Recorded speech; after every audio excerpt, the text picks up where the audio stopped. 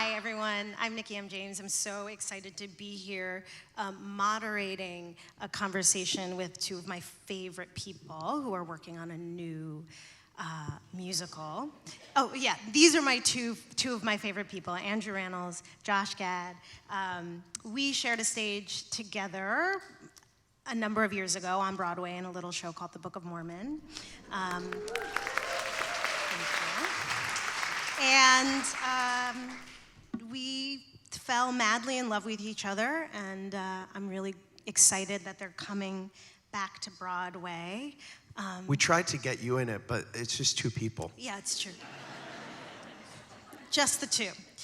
All right, so the last time we shared a stage together, I have in my notes it was 2012, which is hard to believe. And I can say that it was a pretty incredible time on all of our lives. Oh, absolutely. And, yeah. It was fun. Yeah. It was okay. I enjoyed a lot of it. I mean, we each have our own memories of what that was like. We worked on readings and workshops, but tonight's not about the Book of Mormon. I just want to ask you guys the first question, looking back on our time together. How much do you miss me? All day, every day is the answer to that. Nikki, right? Yeah. A lot. Yeah. Can you tell we are being very professional? Can you tell? We have a very I we're very came composed. in a t-shirt and shorts, and they were like, "That will not do for Josh tonight." was a mess. Josh was backstage watching some sort of sports It's ball. called football. Goodness. It's a football game, And I was like, "What are you doing?" let's get back to this. I will. Sorry. Let's get back to this. So, why don't you guys each share, one of your favorite memories about doing the Book of Mormon together? Well, I'll begin. So the first day I ever met Rannells was June of 2010. You and I had done at that point 3 or 4 readings and workshops of Book of Mormon. Probably. And each time they kept changing the elder price on us because they just couldn't find the right person. And I was called in LA to do a chemistry read, which is usually something reserved for film and TV, but Trey and Matt are like, yeah, whatever that is, we'll do that for this too. And a couple of actors came in, and Andrew was the last person to come in, and he came in and he absolutely destroyed it. And he left the room, and I looked at the producing team and the creative team after, and I said, that's the guy. And they said, we agree. Why do you feel that way? And I said, because it's the first time I've ever been intimidated by an elder price. And he just came in and he was like, I'll see your comic timing and I'll raise you 12. Yes, true. Also, I sing higher than you do, which is... Well. Yes. Right? No, thank you, Josh, for saying that. That was a really heartfelt answer. That's really And I sweet. memorized all of it. Yeah, thank you. I appreciate Really set that. you up. No, that was a very intense year, and the thing that over a year really, but the thing that was sort of that I'm most grateful for is that we got to go through all of that together. So it was, opening a show, which was very overwhelming, that, none of us knew exactly what that show was going to turn out to be, but we got to sort of go through that process, and then before you know it, we were into like the Tony Awards. And we, with our friend Rory O'Malley, who was also in the show with us, we were all nominated for Tonys. Nikki won a Tony. Woo! Very exciting. We went through that process together. I mean, it was. Just to be clear, we lost. Oh yeah, we lost. Yeah, we both Did lost, I not say that part? Nikki won. Yeah, but it was really beautiful to get to go through that with people and to look around and be like, this is nuts. Yeah. Like we could just there were witnesses to all of that. It's which kind was of very incredible helpful. to think how much our lives have changed from then, and no one could have predicted it, and yet it all feels pretty inevitable. It feels like, that the world would be introduced to you guys in that way, and that you would jump from there to do the incredible works that you've been doing in that time since. Feels... And you made a human. You made 2 humans. Yeah. I watched them had make help. the human. I didn't do it alone, but yes. Yeah. Well, yes, You but remained you a had human? help. You had You help. had help. Yes. All right, so after the Book of Mormon, Andrew, you came back and you've done a bunch of Broadway shows since then. You were in Hedwig and the Angry Inch. You did falsettos. You did, what else? I don't even need my notes. You did Was it Hamilton? Hamilton. Yes. What else? Boys in the Band. You did that beautiful play, Yes. Boys in the Band, and Yes, I went on yes. to do a lot of theater. I did Les Mis on Broadway. I did Twelfth Night at Yep. Shakespeare in the Park. I did a Kushner play. And Josh, I did Frozen. And then I was like, you know what? I like singing on film. Yeah. But what's even better is singing on stage. So I was like, you know, 10 years feels like the right time. yeah, I think so. It's been, it's almost 12, I think. Well, 10 since I left. Yeah, but what do you think kept you away? Why do you think, were you just waiting for the right project? I was, it wasn't a lack of wanting to go back to Broadway. I had flirted with doing Funny Thing Happened on the way to the Forum, and, Right. and there was some other stuff that I was like, and I have kids, they were in school, and it was just really hard to commit to do something really long in New York. And I knew I wanted to come back, and I was sort of waiting for that, like, right thing. And Timbers and I were talking about Alex Timbers, Alex the Timbers, director who of couldn't be here Gutenberg. tonight because he's under the weather, and he apologizes. I assume he apologizes. But I had been talking to Alex about form, and then in the midst of that, he said, by the way, there's this other thing that I did years ago, like one of the first things I did off Broadway, and I'd love to send you the script. And I was like, sure, send it my way. And I read it, and I listened to the music, and I was like, oh my God, this is really funny. This is really good. Mm-hmm. And I was like, well, there's only one person I would ever think about doing this with. Of course. And that's Nikki M. Nikki M. James. James. Yeah. And then See what he and did then she there? passed. And I was like, Yeah, oh, I was busy. is Rannells available? And Alex had sent you the script and music as well. He was playing the long game, very mischievous. Yeah, he knew what he was doing. He had this in mind sort of for the both of us, and had worked with Scott and Anthony on the show, and very he's very I'm now that he's not here, we can talk about it behind his back. He's such a kind and patient director. Which you need to be to Yes. work with Josh. With Josh, yes. And also, It's true. just really, like, he's very good at presenting ideas and then letting you think that you came up with it, which is also a sign of a great director. And he sort of did that with Josh and I, that then eventually Josh and I were reaching out to him and being like, so Gutenberg, what's happening? He was like, oh yeah, are you guys, do you want to do that? Is that something you want to do? So he's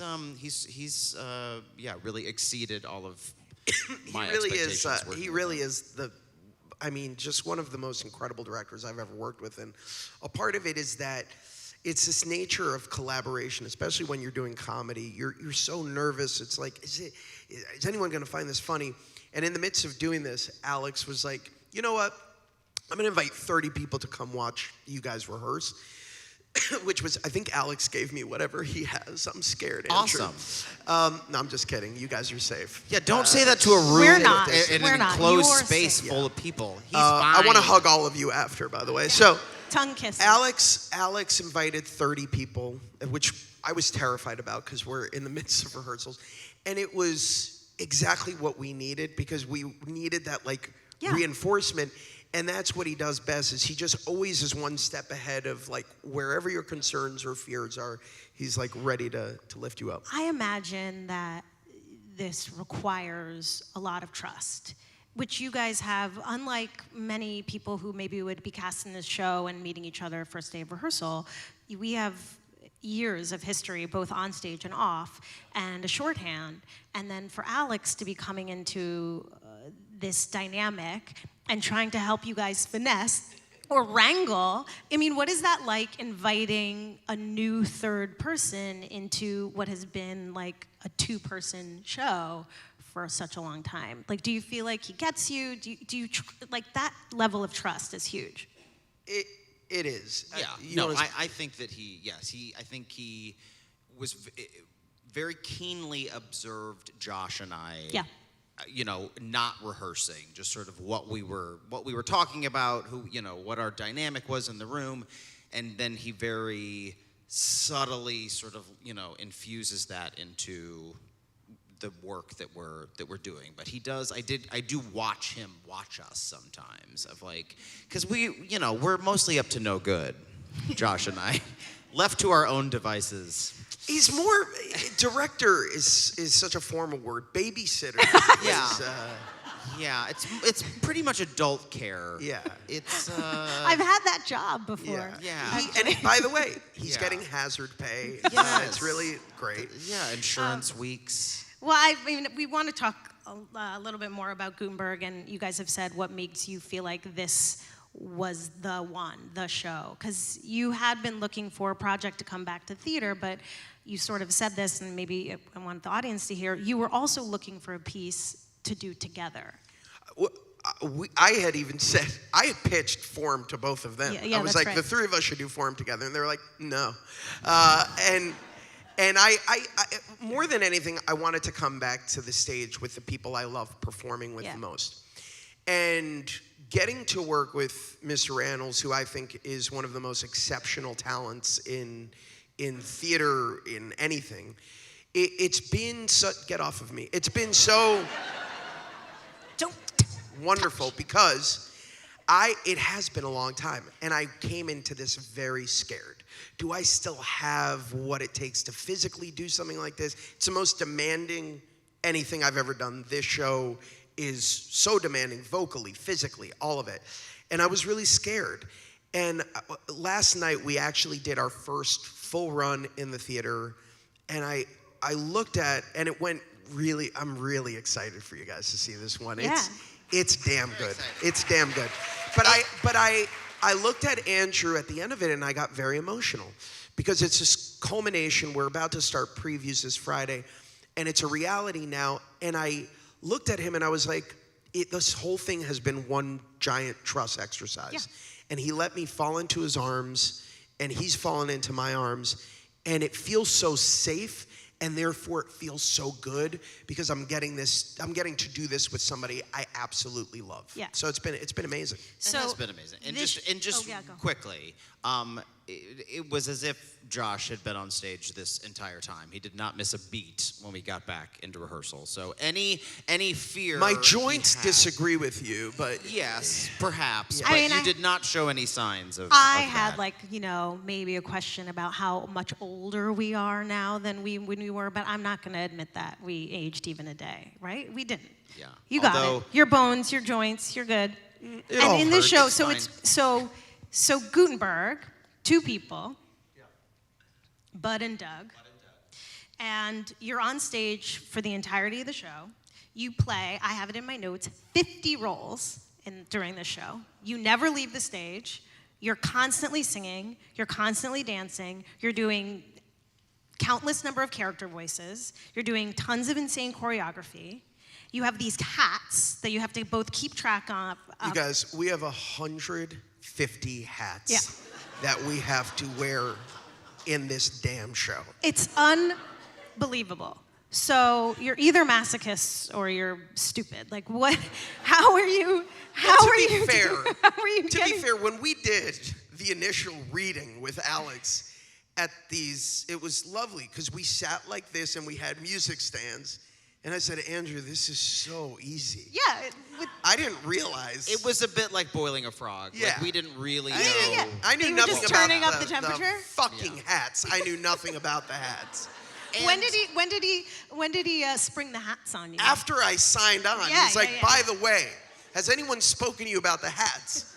And I'm like, who's anyone and what the fuck are you talking about? Hats.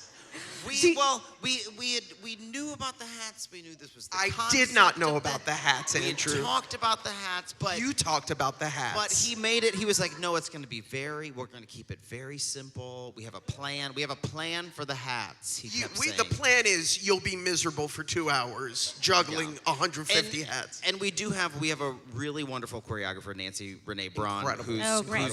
who has taken such good care of us and has been wildly patient as Josh and I try to figure out these hats. So by the time you all see it, the hats will be figured out. We'll have them like 90% right. Well, we're gonna keep talking for a little bit of time here, but I think that you guys are gonna present a number. This is so exciting. You're the first real audience we've ever performed this for. very This is exciting. great. This is very exciting. I'm gonna ask musicians to come out here to join us. Our incredible, iconic musicians, by the way. Marco and Mike are actual performers in this show. Have you guys seen Six, the musical? It's okay, so it's sort of like that. Like they're like just a fabric of the show. And we couldn't do it without them. And we're contractually obligated to say that. Yes, absolutely. You get $5 now. All right, you gonna do a song for us? Yeah, I'm gonna do a little Drink song. some water. So Do you want to stretch? Do you guys mind if I stretch for a couple of hours? Do you need to warm up? Do a You're warm up. Do a vocal warm up. Okay, before we begin, I want to give you guys a little context for what this is. So there's a character in the show that both Rannells and I take turns playing, and her name is Helvetica, and she's sort of the heroine in our piece. And I use that term like the drug form of heroin, and she's incredible. She's got this mad, deep love for Gutenberg. And for most of the show, it's seemingly unrequited. And she longs for him. And this is her first sort of expression of that love. So I'm gonna immerse myself now in this role. When you see it formally, I'll be in a hat. So this is the last time you'll ever see me do this song without a hat. And there'll be choreography, and there'll be like really cool stuff. And Andrew does some insane stuff during this song with hairspray, which you'll have to see. With that, okay. Hey Rannells, you want to give me the dialogue leading into this so they can see just a glimpse of your Gutenberg? Yeah. I mean, we open on Friday. You really don't remember any of it? Well, yes, so This is going well. Gutenberg We're selling lots is of on tickets. the stage. Right? And then I'm going to say, you remember what you say? yeah, I'm going to say. Before I say thank you. Line. Yes, I'm going to say, you know, I There you go. couldn't make it without you. The wine, I mean. Oh, thank you, sir. How about a round of applause for Andrew? Wonderful, sir.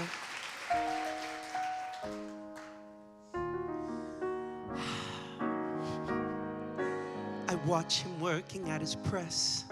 I watch him make his wine. I stomp the grapes and dream about the day I'll make him mine. But I know that day will never come, 'cause I am too obtuse. I'm just too dumb to understand anything but this grape juice. And I can't read. I can't read him. He's all Greek to me, and I still need him, like a grape that needs a squeeze. His brain is bigger than my brain. He can spell and count real good. And me, why, I can't count at all, and I don't think I should. 'Cause I was raised to milk a cow and sit upon a stool. And cows, they never ask you much. No wonder I'm a fool. Also, there's no school. And I am dumb. I am dumbstruck. Every time he says my name, Helvetica, Gummistiefel, Helvetica Gummistiefel, Gummistiefel. It's been my name since birth, But there's one name I traded for on this flat planet Earth. So I'll stay here in my pocket, and one day I'll be Helvetica Gutenberg. Just you wait and see. I'll be here. I'll be hearing church bells. Church bells for us, us, us or we. Be together. Whichever us or we, us or we, us or we, us or we.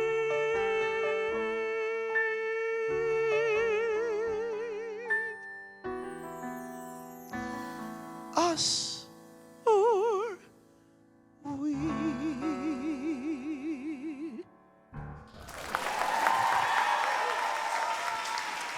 And then after I finish that song, Andrew's holding 2 microphones, and I go up to him and I say, that's always a very emotional moment for me right there. But you'll get it when you see the show. Yeah. Josh? Josh, Do I still have it, guys? Can I still do it? baby. You sound I'm working on He's it. You sound warm. phenomenal. I mean, it's really unfair. It's very hard singing as a woman, by the way. Yeah, I know that. Yeah. That So was you guys good that pl- you explained that So to Nikki. you guys get to have a nice, your love interests. Is there a kiss? Almost. But we Well, do play spoiler love alert. interests. Spoiler Does alert. Helvetica, Well, do they no, get together? no. Oh, no. I don't want to give anything away. We should perhaps ask. Our writers. Yes. I'm going to welcome to the stage the incredible writers of Incredible Gutenberg, writers. the musical. We have Anthony King and Scott Brown. Please join us on stage. One of these 2 gentlemen is a sustaining member of his local public radio station. I'll let you guess which one. Sorry, say it again. Are you a sustaining member of your local? KCRW, Yeah. yes. Oh. Yeah. How about Los you? Angeles. Sustaining member, local public radio? NEPM. Uh-huh. How about Western that? Mass. Western I love Mass? that. Welcome to the No big stage, fans? guys. One One. No individual. Western Mass fans? Who's a sustaining member of WNYC here in New York? See? It's my favorite radio station. I'm addicted. Welcome, guys. Thank you. How are you? That was wonderful, Josh. That was beautiful. Sounded pretty damn Thank you. good. I told you I'd learn it by the time we open.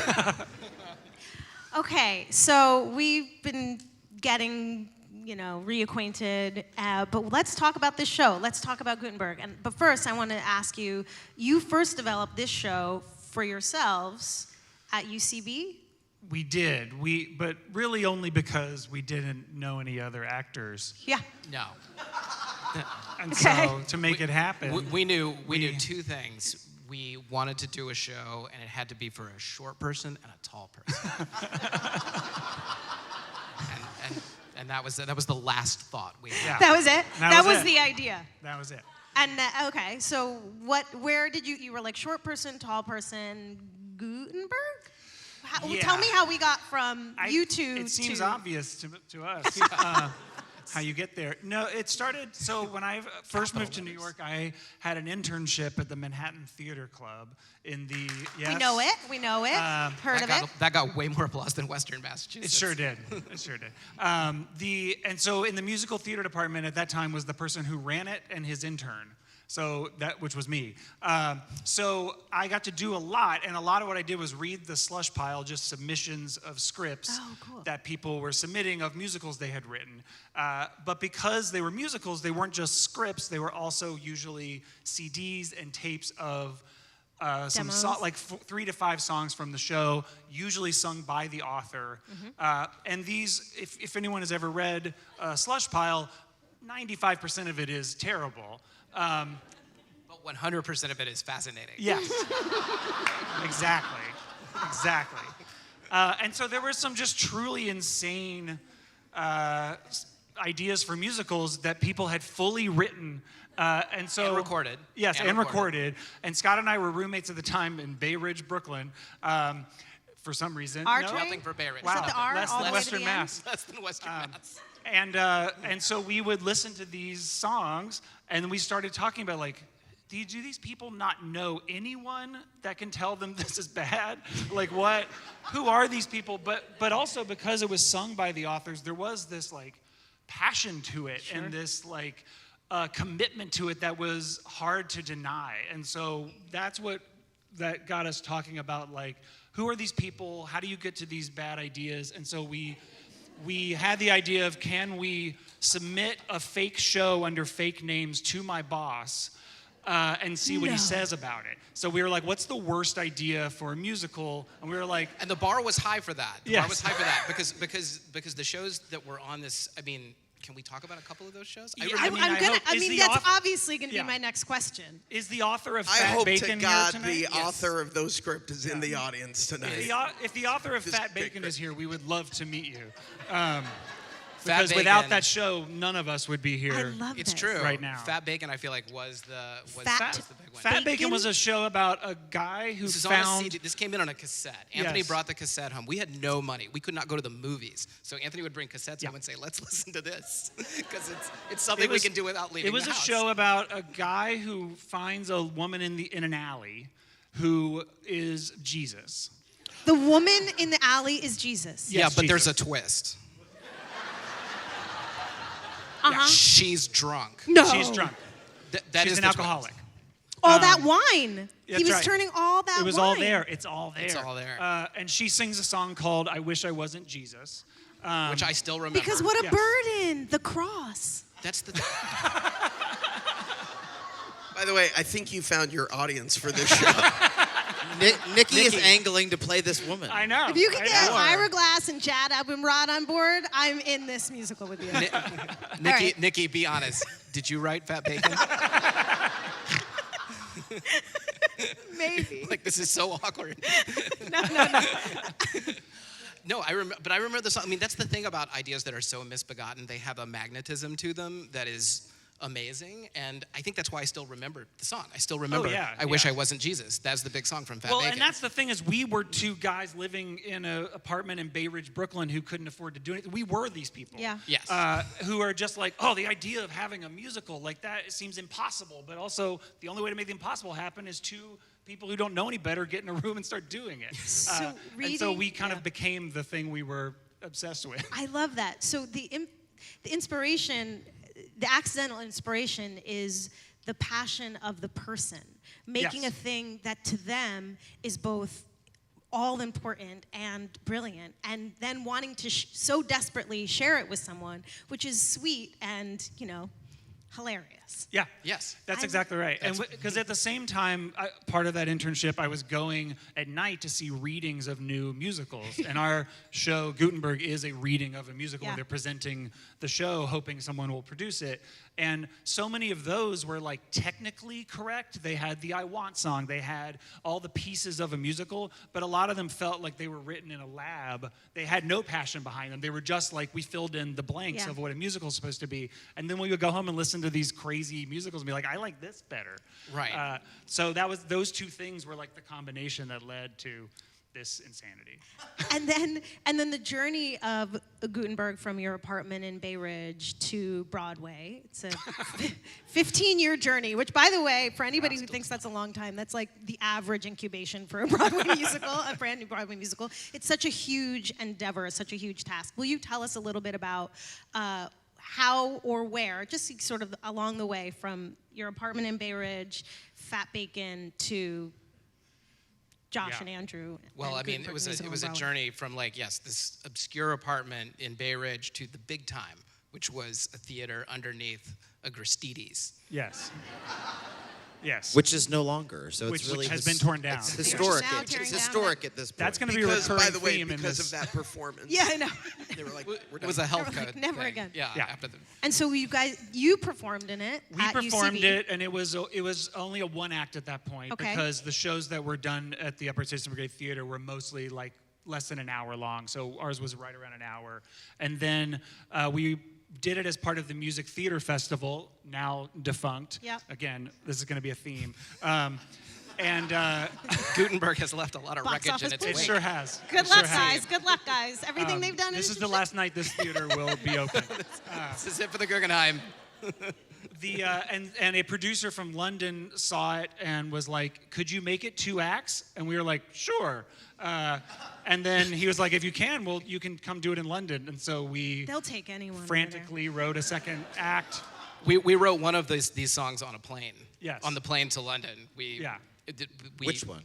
What's the word? Yeah. Really? The people You were around us flying thought east? we were on a transatlantic flight. It was like middle of the night. People are trying to sleep, and we're going, Can I just say that song makes so much more sense to me now? now it you does make understand. sense. Yeah. And so, and at some point, you guys handed the show over, and to other When we came back from performers London and we're going to do it off Broadway, that's when we were like, we should get real actors to do this. So we stepped out of it and then did a lot of rewrites to actually make it more of a show and not just total insanity. And then it ran off Broadway and then has been done in lots of different places. But the show is about 2 guys doing a reading to take their show to Broadway. So we in no way thought it could ever be go done there. on Broadway. And then these guys came along. Enter Josh and Andrew. Well, and enter. What? Can I ask a question? Sure. Is that allowed? Well, We've yeah, never you should met ask until me. tonight. Okay. I'm the one with the note cards. Yeah. At what point did you meet? When did you meet Alex? I Okay, don't so know Alex this. directed it off Broadway. So that's when we met. We met him in a Starbucks. And guess what? That Starbucks now exist. torn down. Doesn't exist. You weren't joking. You guys, that's not you. That's just New York, Yeah. right? Don't feel Yeah. responsible. And it ran for at the Actors Starbucks. Playhouse in the Village, which Also does not is exist. closed, yeah. No longer exists. And Alex. I'm God. having Oh, second God. thoughts about doing this show right now. So And the Alex, sad thing is, they just renovated the James Earl Jones Theater, and then Yikes. after our show, Yikes. So, getting dark. We have a Trump-like effect on everything we touch. Like, it ends up torn Tear it down or down, indicted tear or something. Just, all right. So that was. But then, so you worked with Alex on the show. He directed it. He's now directing it again on Broadway. But in Yes. between, you brought another show to Broadway together. This isn't your. This yes, is we not your worked with first Alex one. on Beetlejuice. That's right. Yes. And how was that experience? Thank you. What was it like Way more than Western adapting? Beetlejuice more popular in Western Mass. yeah. That's the tagline of the tour. Beetlejuice, more popular than Western Massachusetts, Coming to Western Massachusetts. but also coming to Western Massachusetts. No, our experience at Broadway really is Alex Timbers, and so, Not so bad. we hear stories from other actors, and we're like, wow, we don't want to experience anything but Alex Timbers. He is so wonderful and collaborative and so funny, and is just an endless font of ideas. It's none of this would be happening without him. He really is the engine that brought these guys on board and had the vision that this could happen. So exciting. And have you been doing updates to the show to reflect all the changes that have happened in the world and in theater trends? Broadway has trends just like any other medium, and since your show is about people falling in love with the medium of musical theater, have you written anything new for this go around? Why is everyone looking at me like this was? You're the writers. No, I mean, I think we can say with confidence there's nothing in this show that reflects what has been going on in the world. Sure. Sure. Good. But We have done a lot of updates to the show for the current time and trying to talk about what is happening in the current season. Can I also just say something about why we came on board this show? It is the funniest thing I've read since Book of Mormon. That much was clear. But the reason I think Rannells and I signed on to it is you'll be hard-pressed to find a show with more heart and a show that is such a love letter to musical theater. Yeah. And even though it's not sort of like socially forward in terms of like what's going on right now in the zeitgeist, in a way it is, because Broadway went through a real struggle during COVID. And we did our first reading March of 2020. And in a way, I'm not grateful for COVID, but I'm grateful that we're doing this show now, because it feels like it's needed now. Like it feels like these two guys and the brilliant additions that both of you have made to the script make it so that it has an urgency to it in terms of like Broadway's back and dreamers can dream again. And that to me was the thing that really made me say, oh, I have to do this. I have to do this show. I mean, that's definitely something that we talk about a lot, because when we wrote this, Hamilton hadn't happened yet. So now the idea of a musical about a guy from history is like, well, yeah. But that had not happened yet. And now so much of Broadway, partly our fault, is IP and movies, and so we we talk about that in the show now, which we didn't when we wrote it before. We were coming off the mega musical kind of era, which was a totally different thing. So Broadway has changed, but I think we do share that hope of like, you should still be able to have people who somehow made something crazy, beautiful happen, get to do it to a mass audience, and bring it to a mass audience. And I want to believe that path still exists, that is still a thing. It's, something wholly original, something wholly, so many people are going to walk into this show because of who Alex has become in the years and the shows and how innovative he is, and how the way he is able to be creative with IP and still make it feel like a thing you've never seen before. The way I know, just having seen his work, the way he works with actors, the way he communicates with set designers, lighting designers, and then who these guys are and all the work that they've done, Book of Mormon included. They're going to come in to see, knowing that, and to trust you guys to take them on a journey on a show that maybe they've not heard of. That's so exciting to see something like that come to Broadway at a time like this, when it feels like, nothing is a sure shot, but I know that these two are, and I'm sure this is as well. Well, until everything closes, as this show has had a history of bulldozing. Yeah, I know. Everything in its path. Everything. Okay, so we've heard a little bit. We've heard from Josh. You guys are about to get starting previews soon. You're in tech. You're getting really excited. This will be one of the last times you get to sing a song up here without hats. Oh, yeah. So should we do another song for this audience? Do you want to set this song? Yeah, we can. This is another song that is sung in the second act by Helvetica, and this time Andrew will be Helvetica. I get to wear the hat. And so I guess I don't know how much to give away, but. Well, we should probably explain what I do in this. This is Helvetica again, first of all. So Helvetica has, who is in love with Gutenberg, has been tricked by an evil monk into destroying the printing press that Gutenberg has made. As history. It's very much like Hamilton. Yes, exactly like Hamilton. And so as she sings this song, she's been locked in the monk's evil tower and is pining for Gutenberg, and she is surrounded.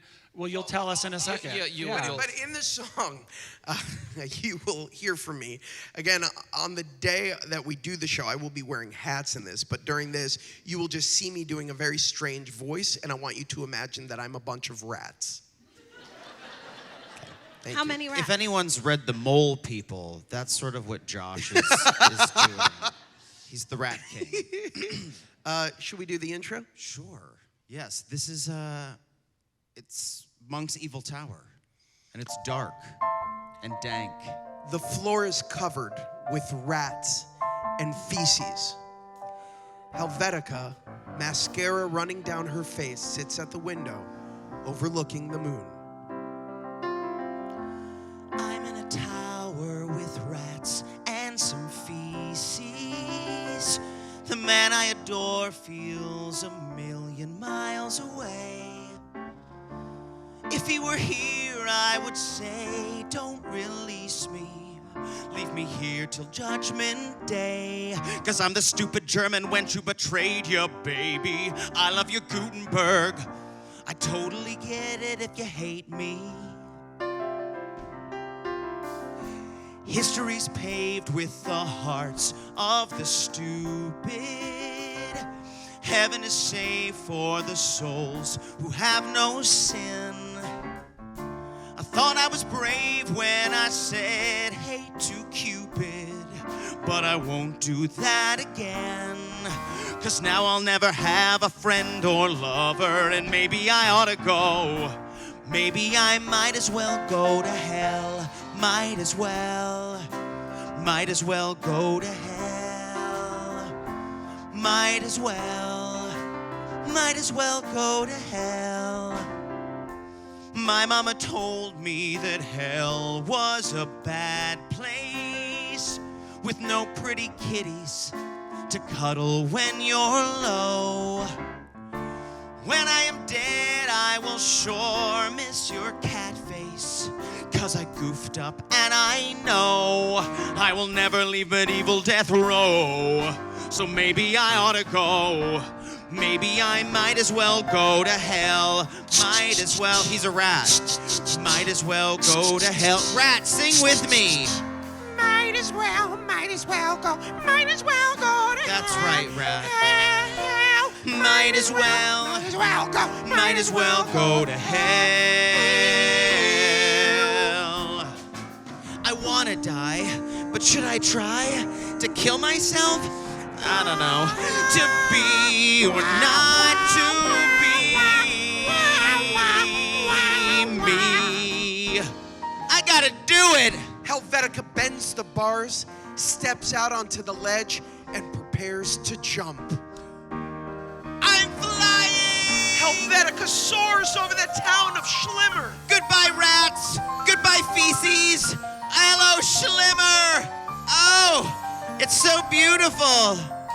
Oh, I can see my house. But it isn't real. And I'm still locked in a tower. I have betrayed you, my beautiful Hamlet. And when I say Hamlet, I'm talking about my town. 'Cause there are two meanings of the word Hamlet. But maybe I ought to drown or put my body in the ground. 'Cause I let everybody down. I'm just a crying clown wearing a painted frown. I hear a scary sound. It's a three-headed hound found with a brown round crown in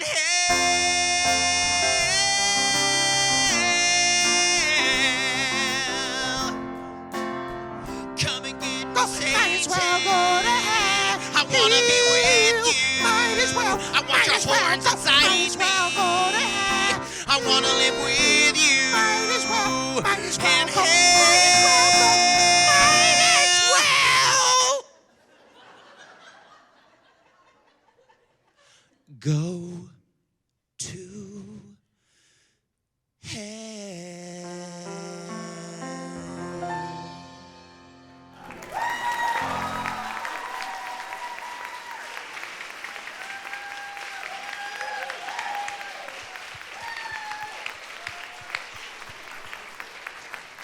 He was a bunch of rats. Can't you see it? You know, our mayor is he's really going after the rats. You should be careful. I know. It's a very timely song in New York. Yeah, it really is. It's a political Be statement. careful. Political statement. The rat czar is going to show up on stage. About There's a social urgency that That's right. This is the plight. Yes. And what with the composting laws? Don't get me started. We're really Nobody? trying to go as green. Nobody's concerned about that? Okay. It's going to be intense. It's going to be smelly, and it's going to be intense. Okay. We can talk about it in the lobby afterwards. Nikki and I will be.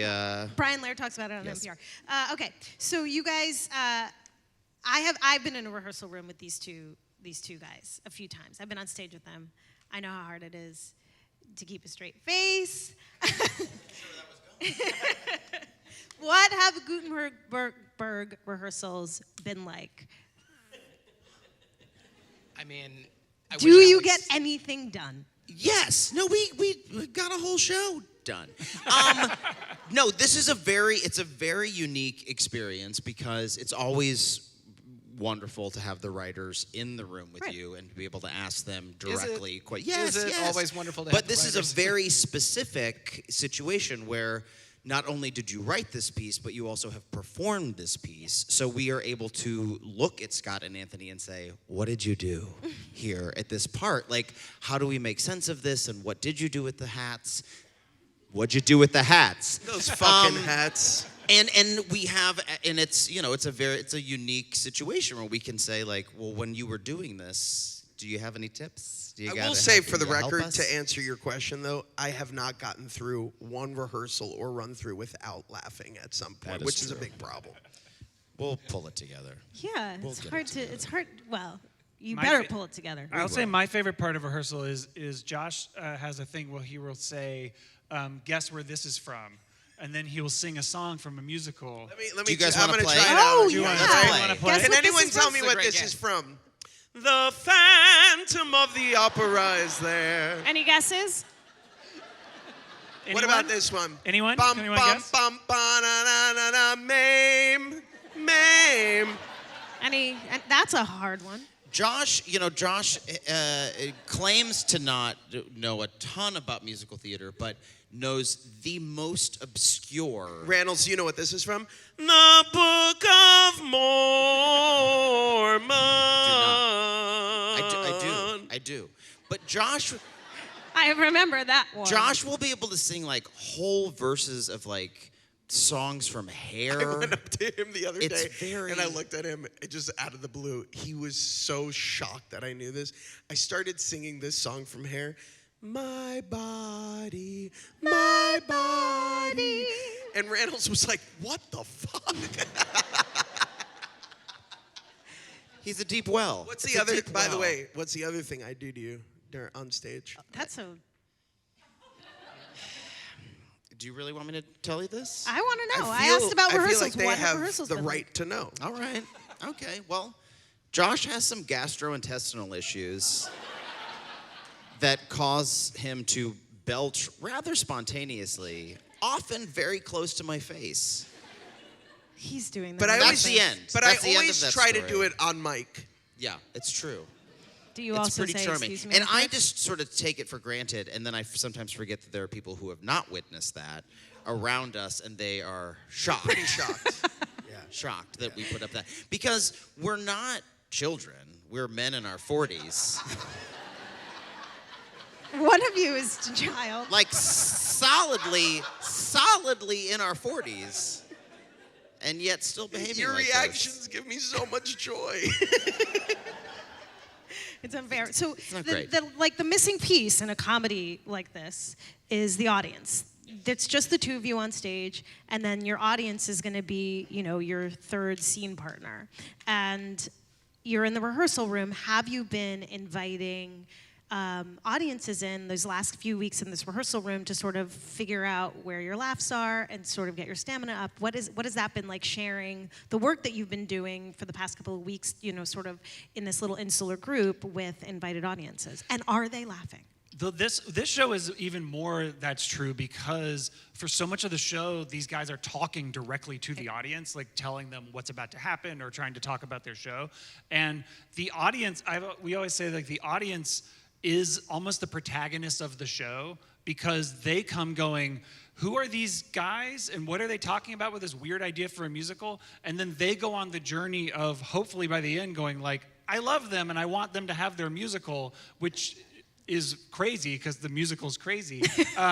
But when that journey works, it's like the people that change during the show are them. Yeah. And that's unique to the show. And so we don't have that part yet. We've had some invited people in the rehearsal room, which has been, that part has been working, but it's like a handful of, people. Yeah. But that's the exciting thing this week is to get a whole theater full of people to have we that can't part wait of for it. that. I mean, over the years, the thing that has made us happiest is when people come up to us after the show and say, I really want to see the show now. I want to see Gutenberg, We're like, the musical. "No, you and we were always like, No, you don't. Yeah, you don't.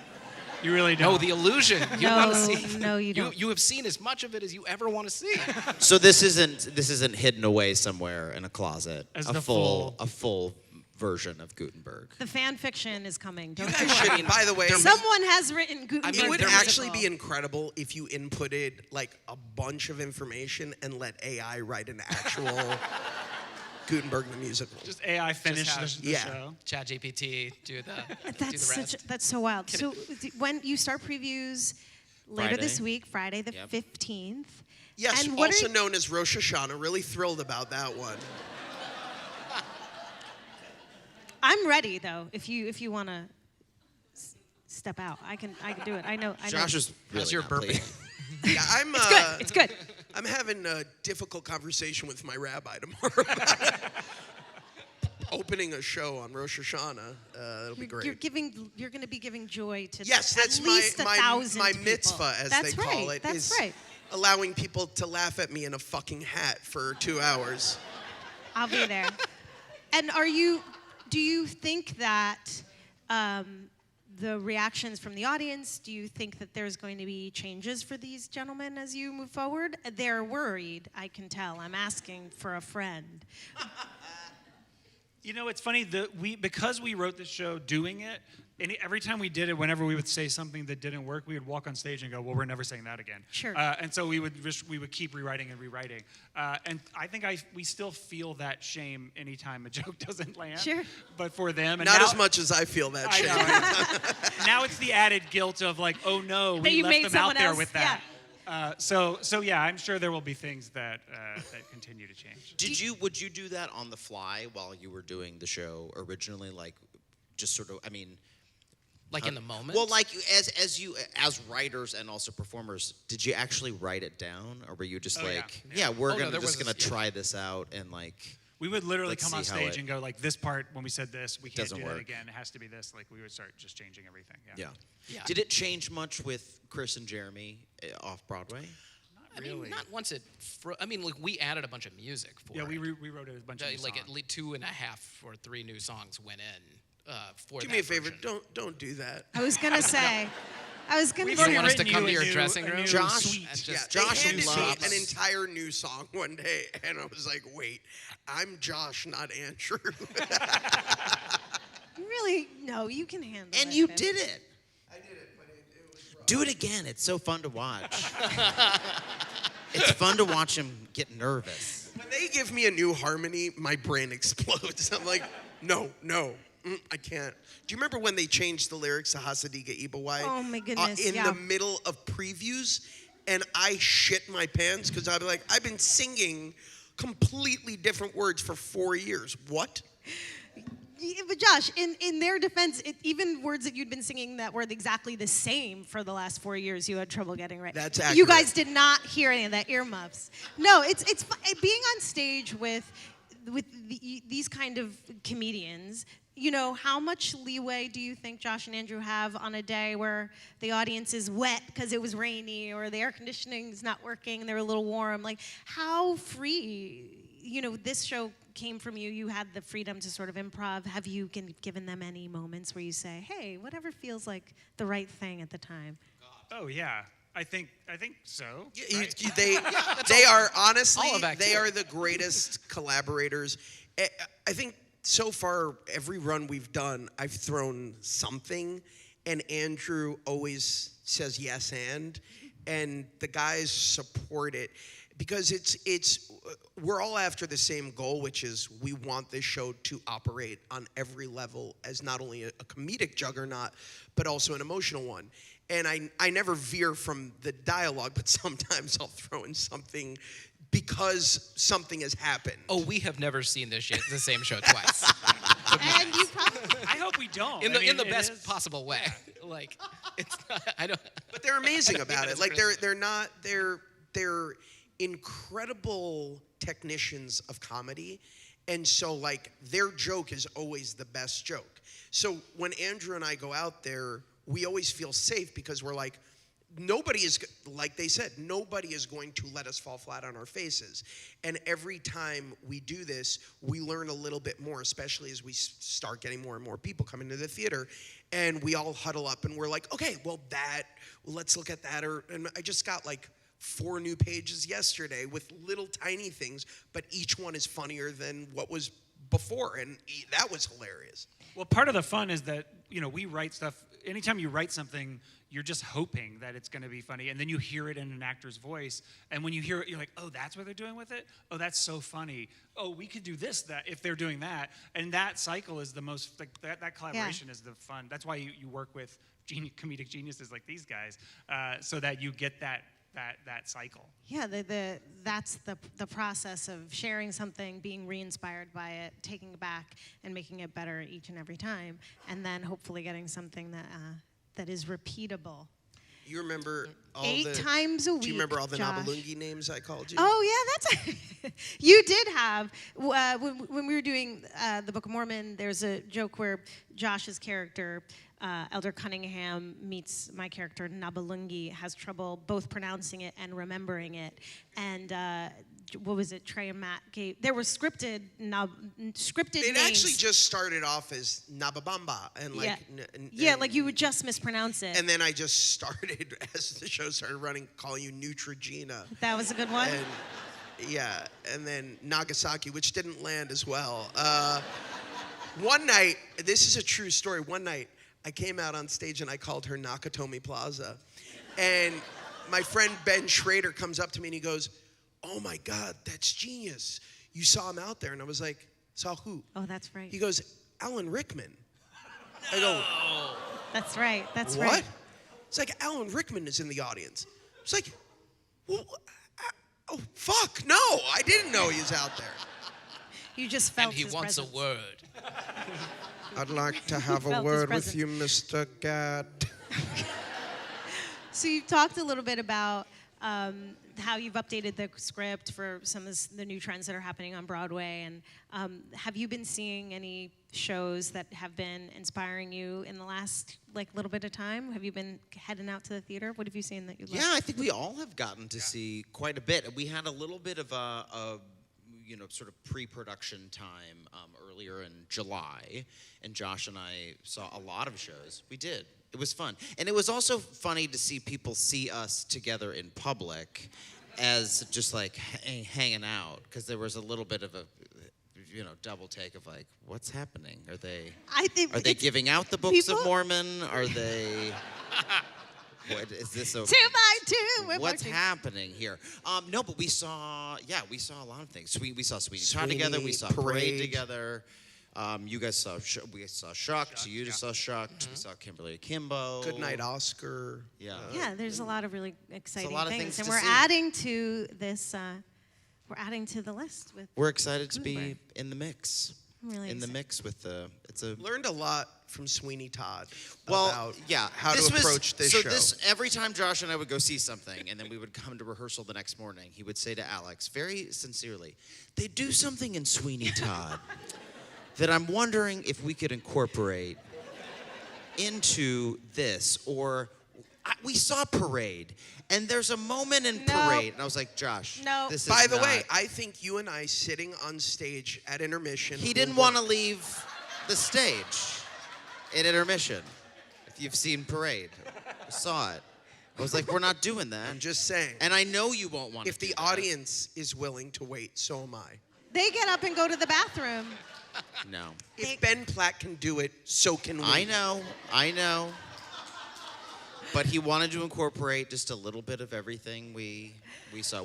I think it's safe to say for all of us, we are big fans of Broadway. Yeah, of Which course. is specifically, And which Which is is why I've added a razor to a scene that I'm very excited about. You're big fans. Yes, and this show is very much a love letter to musical theater. It absolutely so I think is. for 4 guys, we can count Alex in there and Nancy and where They left. They were kind of left. bored. But We're gonna have them back out. We're gonna no, have them back everybody. It's a everybody loves getting to do this and getting to be a part of this community and getting to Can I just be a say, part of we are music. so excited that we are coming back to Broadway. And we're so excited, honestly, so excited because it feels like Broadway is back. And it feels like Absolutely. people need this joy right now. I know I do. And the joy of sitting in a theater and getting to be that character, the most essential character, which is the audience. I forgot how much my soul needed that. Yeah. Like I needed that. I spiritually needed that. I and believe that. It's amazing. It's a really pure relationship between actor and audience, and you don't get that in a lot of the other mediums. But also, you orchestrated this WGA strike so that all anybody would talk about is you coming back to Broadway, right? I timed it out, I think, exactly the way I needed to. No, in all seriousness, what you both work so extensively in film and television. You write, you produce, you're all that kind of stuff, and obviously we're back on stage, which is incredible. What has it been like working on this piece while there's such upheaval happening in like the other side of our industry? Survivor's That's Guild? a serious question. Anybody want to say? No, it sucks. Bizarre timing. It's It really sucks. strange timing. Yeah. It's look, the bottom line is there are so many people right now, and not just actors and writers.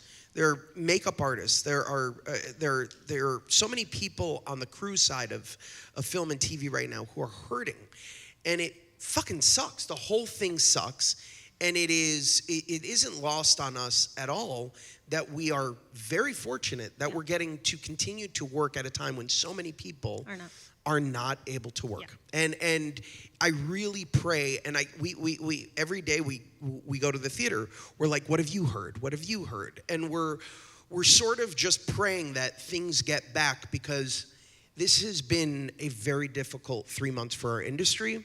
And I worry about the long-term effects it's going to have on everybody who's losing that paycheck right now. Yeah, thanks for that. Yeah. Yeah, and the frustrating thing is for both SAG and the Writers Guild, there is such a makeable deal to be had, and so it's just frustrating that negotiation is not currently happening, because it's about the future of the industry, and everyone wants the same thing. It's just, and there's a way to get there that is. Yeah, so it's we'll get to the frustrating. other side of that. In the meantime, we're gonna laugh a lot. Way to bring down the mood, Nikki. Yeah. I think it's like a question that needs to be asked. Like, none of us are one thing. All of us on this stage, we want all aspects of this industry, and we want all the people to sort of be sharing their arts, sharing their work, making audiences laugh, making audiences cry. But also, there's this other thing that it's a little elephant in the room. But we're coming back to Broadway with Gutenberg. You're going to make people laugh. What is one thing that you are super excited for the audience to see about Gutenberg?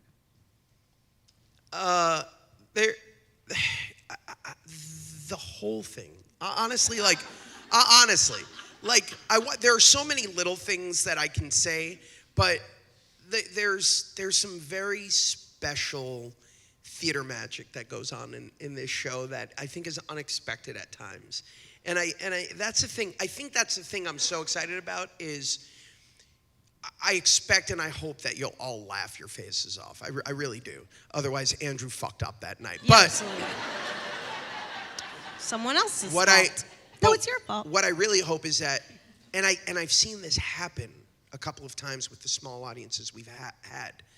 People tear up. People actually tear up watching our show. That's the magic trick of this show. And I hope, that's my prayer, is that everybody will leave with a real emotional roller coaster watching this thing. Because I do think it's feel good. It's not cynical. It's just joy. It's optimism and joy at a time in which I think both are in very short supply. Yeah, I mean, the way these guys support each other, that's what I'm most looking forward to watching. Just, they create the whole reality of this show, and they uphold it mostly with their incredible affection for each other and belief in each other. Yeah. And even when they're ribbing each other in the show or in a meta space around the show, it's still, there's so much love there, and that's what musical theater is made of. It has to be dragged into the world with love, because it should not be there. Otherwise, nothing about it makes any sense. I love that. That's what I'm most looking forward to, seeing my two dear friends doing the thing that they do best in the world. Come Rosh Hashanah, we'll be there. Yeah, I will. next to the person they do it the best with. This is such a thrill. I'm so excited for you all to see it. I'm excited to see it. I think we're going to share at least one more song with you before we say good night and thank you. I'm Nikki M. James. You know all these incredible gentlemen. This was Works and Process, and let's bring back our musicians. Yes. Do you guys want to set this up? Go for it. Can we, by the way, how about a round of applause for our incredible host, Nikki M. James here, who is the only actor to ever win an award for Book of Mormon. And our incredible musicians. Thank you guys so much for coming here.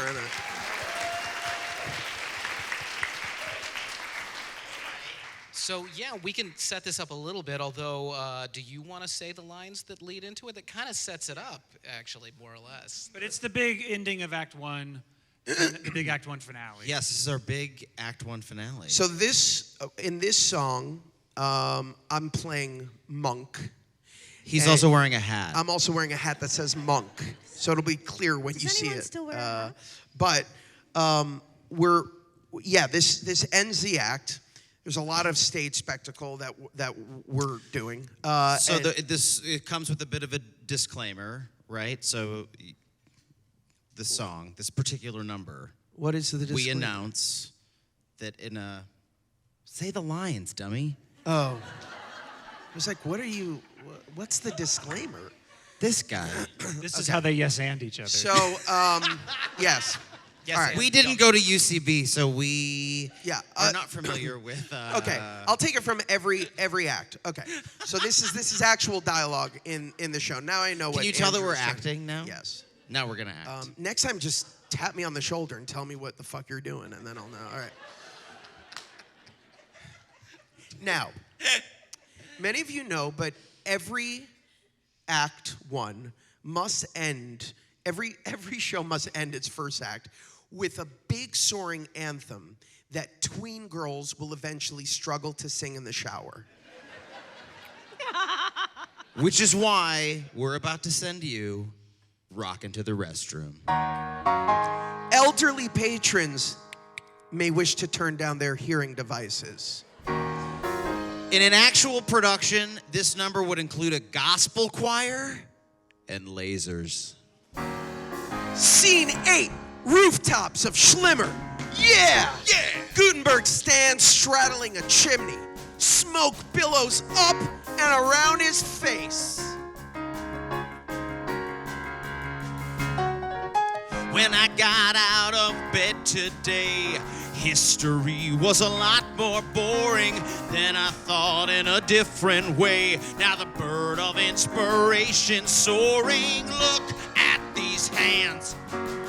They're attached to a normal man who probably changed your world. Tomorrow is tonight. It's a history and future fight. Tomorrow is tonight. Monk stands on an adjacent chimney, surrounded by fire and bats.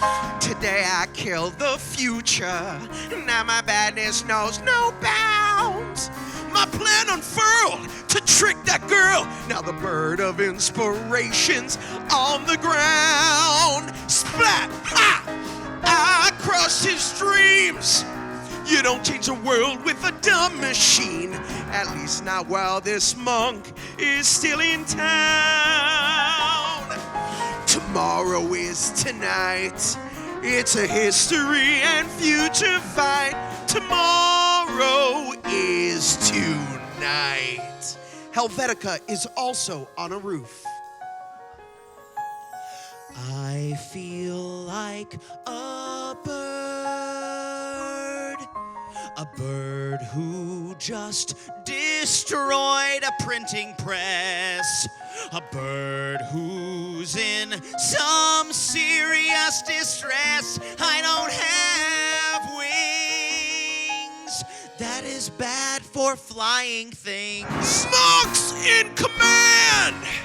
Don't say can't when you could say can. You only get one chance to be a star. Tomorrow is tonight. It's a history and future fight. Tomorrow is tonight.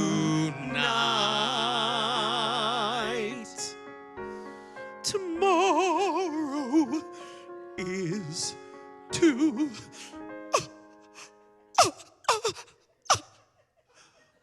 What have I done? Intermission. Josh Gad, Andrew Rannells, Scott Brown. Thank you very much. Thank you guys so much for coming Thank tonight. you. And thank Our you to first the audience. Works in Process You guys were team great. very much. Thank you. Thank you so much. We really loved doing this for you guys. Thank you guys.